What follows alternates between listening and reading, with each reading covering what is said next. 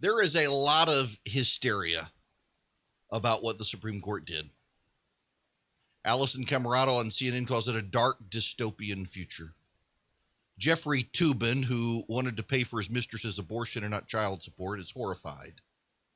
Elizabeth Warren and Joy Reid think it's going to bring about the Handmaid's Tale in America. Pay no attention to Afghanistan and Joe Biden. None of that is actually true. What the Supreme Court did is allowed Texas's law to go forward while a current lawsuit is pending against it, in large part because the courts do not actually stop laws from going into effect. The courts don't actually do that. I know we talk about it that way. The Supreme Court has enjoined a law or said put a halt on a law. It's not actually what the court does. The court puts a halt on people with the power to enforce laws from enforcing those laws.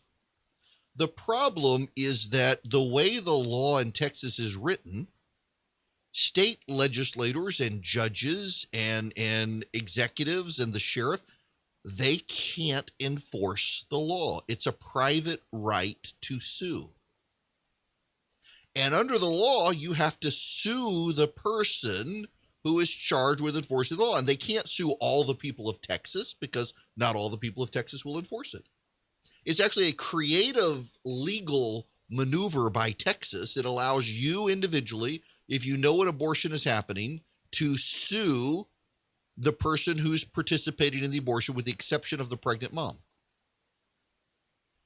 And no one's done that. And so the Supreme Court decision says there is literally no one we can go after here and stop from enforcing the law because no one has done anything. And the plaintiffs in the case, the abortion providers, it took them 3 months after the law was passed to try to come up with a list of people who they could sue. And every single person they sued against filed affidavits saying, we're not enforcing the law. So all those 5 members of the Supreme Court did was say this, you can't stop people from doing what they're not doing. You can stop people from doing what they want to do, but none of the people who have been sued are going to do what you say they're going to do. They're certifying under oath in court they're not. So you've sued the wrong people.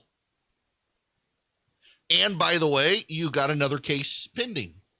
Now, what the minority did is very interesting, is some of them said it's just on its face contradicts Roe versus Wade and Casey versus Planned Parenthood, therefore it's unconstitutional. But that's not the lawsuit. That's not what was being argued. They're jumping ahead in ways judges aren't supposed to do to get to the outcome they want. They're not supposed to do that. John Roberts' position, which I actually thought was very interesting, as Chief Justice, you would expect him to do this. Roberts said this is such a novel sort of law, we should pause it until the courts can explore its ramifications. Now, he shouldn't have. He should have sided with the majority. But I get being Chief Justice. He wants to protect the parameters of the court to dig into this stuff. But what Roberts did not do is he did not side with Kagan, Sotomayor, and Breyer saying this impacts Roe versus Wade. He doesn't care. He's worried about the ramifications of the courts. But nonetheless, it's a 5-4 decision. And in this 5-4 decision, all the Supreme Court did was say they've sued people who don't even have the power to enforce the law. We can't enjoin these people from enforcing the law when they're not even the ones enforcing the law. Therefore, we have no power to do anything, and the law can proceed. There is literally not a single case pending in Texas where someone's trying to stop an abortion.